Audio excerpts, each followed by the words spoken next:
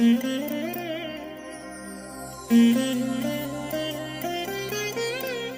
దినం పరము నుండి దిగివచ్చు మాట. ఇది నీ జీవితానికి వెలుగుల బాట. నీ ఒడిలో ఉంచబడిన దీవెనల మూట, అద్భుతాల ఆనంద ఊట.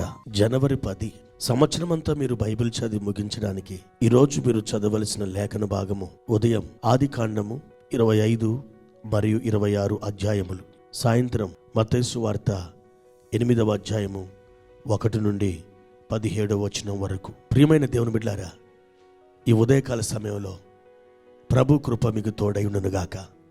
ఎలా ఉన్నారు? బాగున్నారు కదూ? దేవుని యొక్క దివ్య హస్తం ఈ దినమంతా మిమ్మల్ని నడిపించబోతూ ఉంది. మీరు విజయాల తీరములో చక్కగా మీరు సాగి వెళ్ళబోతున్నారు. ఆయన మీకు తోడుగా నడవడమే కాదు, మీ ఉద్దేశములన్నీ తన నామ మహిమార్థమై ఆయన నెరవేర్చబోతున్నారు. దేవుని బిడ్డ, ఎన్నో ఆలోచనలు మనం ఆలోచిస్తాం, కానీ వాటికి కార్యరూపాన్ని తీసుకొచ్చేది ఏ మనుషుడు కాదు, కేవలం దేవుడు మాత్రమే. మీరు ఆయన మీద విశ్వాసమును, నిరీక్షణను, ఓర్పును కలిగి ఉండండి. తప్పకుండా దేవుడు ఒక దినం మీకు ఉన్నతమైనటువంటి కృపను అనుగ్రహించి మీరు ఎంతో హెచ్చైన స్థితిలో నిలబడడం మీ తోటివారు, మీ బంధువులు చూడగలుగుతారు. దేవుని యొక్క వాక్యాన్ని మనం చదువుకుందాం. యోహాను సువార్త 15వ అధ్యాయము 13వ వచనం. తన స్నేహితుల కొరకు తన ప్రాణం పెట్టువాని కంటే ఎక్కువైన ప్రేమ గలవాడెవడునూ లేడు. ప్రియ దేవుని బిడ్డలారా, యేసు ప్రభువారు ఒక మంచి స్నేహితుడు. ఆయన తన స్నేహితుల కొరకు తన పరిశుద్ధమైన రక్తాన్ని కార్చి తన ప్రాణాన్ని అర్పించాడు. ఇందులో ఎంతో ప్రేమ ఉంది. ప్రేమ త్యాగానికి పురికొల్పుతుంది. త్యాగ సహితమైన పనులు మనం చేయడానికి ఆ ప్రేమ మనల్ని రేపుతుంది. ప్రియ దేవుని బిడ్డలారా, ఒక అన్న, ఒక చెల్లి, ఇద్దరు చాలా అన్యోన్యంగా ఉండేవారు. వారు చిన్నపిల్లలు. ఒకరోజు తన చెల్లి ఆడుకుంటూ ఆ అమ్మాయి పరిగెడుతూ ఉంది.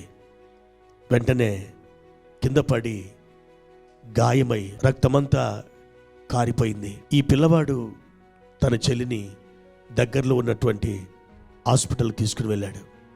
డాక్టర్ గారు అన్నారు, బాబు, మీ చెల్లికి రక్తమంతా ఆమె బాడీ నుండి వెళ్ళిపోయింది, ఇప్పుడు అర్జెంటుగా రక్తం ఎక్కించాలి అన్నాడు. నువ్వు మీ చెల్లికి రక్తం ఇస్తావా అని అడిగితే కాసేపు తటపడాయించాడు. లేదు బాబు, ఏం కాదు, తర్వాత నీకు చాక్లెట్ ఇస్తాను అన్నాడు. ఆ పిల్లవాడు ఆ బెడ్ మీదకి వెళ్ళాడు. తన చెల్లికి రక్తం ఇవ్వడానికి తన చేతిని చాచాడు. డాక్టర్ గారు రక్తం తీస్తున్నారు. కాసేపటికి డాక్టర్ గారు వచ్చారు. బాబు, ఇకలే, ఇదిగో చాక్లెట్ తీసుకో అన్నాడు. అమాయకంగా ఆ పిల్లవాడు డాక్టర్ వైపు చూస్తూ, డాక్టర్ గారు, ఇంకా నేను ఎంతసేపటికి చనిపోతాను అని చాలా అమాయకంగా అడిగాడు. అదేంటి బాబు, రక్తం ఇస్తే చచ్చిపోతారా? అలా అనుకోనే రక్తం ఇచ్చావా అని అడిగితే ఆ పిల్లవాడు అవును అన్నాడు. వెంటనే డాక్టర్ గారి యొక్క కళ్ళు చెమర్చాయి. ఆ కన్నుల నుండి కన్నీళ్లు కారసాగినాయి. దేవుని బిడ్డ, ఆ పిల్లవాడు తన చెల్లికి తన రక్తం ఇచ్చాడు. అలా ఇవ్వడం మనం చాలా అల్పమైన విషయంగా భావిస్తాం. కానీ ఆ పిల్లవాడి యొక్క ఆ మనోవైఖరి మనం గమనిస్తే, నా ఒంట్లో నుండి రక్తం వెళ్ళిపోతే నేను చచ్చిపోతాను అనే ఒక భావనలో ఆ పిల్లవాడున్నాడు. ఆ భావన కలిగిన ఆ పిల్లవాడు నా చెల్లి కోసం ప్రారంభిస్తానని తన చేతిని చాచి రక్తం ఇవ్వడం జరిగింది. అవును దేవుని బిడ్డలారా, ఆ పిల్లవాని కంటే కోటి రెట్లు ప్రేమ కలిగిన ఆ దేవుడు రక్తం ఇవ్వడమే కాదు, తన ప్రాణాన్ని నీ కొరకు అర్పించాడు. ఎంత ప్రేమ, ఎంత త్యాగం! అదే దేవుడు ఇంకా నీ కొరకు పరలోక సంబంధమైన ఆశీర్వాదాలు, భూ సంబంధమైన ఆశీర్వాదాలు ఇవ్వడానికి ఇష్టపడుతున్నాడు. కారణం, ఆయన నిన్ను ఎంతో ప్రేమిస్తున్నాడు. రండి, ఆయన సన్నిధిలో మోకరించండి. ఆ ప్రేమలో మీరు తన్మయత్వం చెందండి. ప్రభు యొక్క అద్భుతమైన కృప మిమ్మల్ని నింపివేస్తుంది. దేవుడు మిమ్మను ఆశీర్వదించునుగాక. ప్రార్థన. ప్రియమైన తండ్రి, మీ ఘనమైన నామానికి వందనాలు. ఈ ఉదయకాల సమయంలో మీరు మమ్మల్ని ప్రేమించిన విధానాన్ని బట్టి వందనాలు.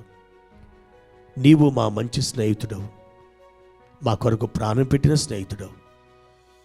మీ ప్రాణమే మా కొరకు అర్పించినప్పుడు ఈ లోకంలో మా అవసరాలు, మా అక్కరలు, మేము పొందవలసిన ఆరోగ్యం మీరు తప్పకుండా మాకు దయచేస్తారు.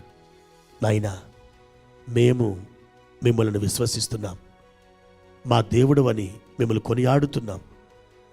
ఈ ఉదయకాలంలో మా ప్రియులందరినీ జ్ఞాపకం చేసుకొని బలపరిచి వర్ధిల్ల చేయమని యేసయ్య నామములో ఈ ప్రార్థన అడుగుచున్నాను తండ్రి.